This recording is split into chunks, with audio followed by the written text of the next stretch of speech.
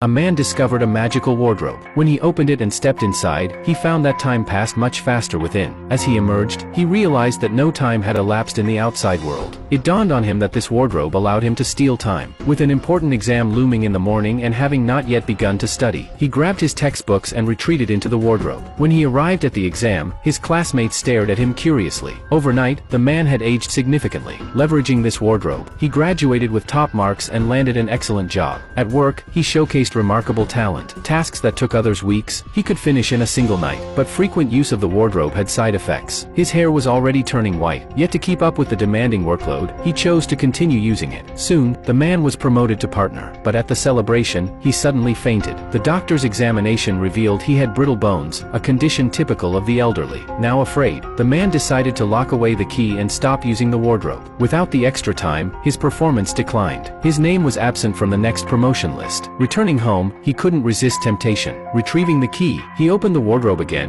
grabbed a large box of files and crawled in. Time raced by inside as he completed all the work. But when he tried to leave, the key from his pocket was gone. Through the keyhole, he saw it had fallen outside. Just then, his son ran to the storeroom looking for his dad. The man shouted his son's name repeatedly, but the boy couldn't hear him. The man was aging rapidly. The son noticed the key on the floor. Picking it up, he unlocked the wardrobe. But the man had long turned to ashes. Dad!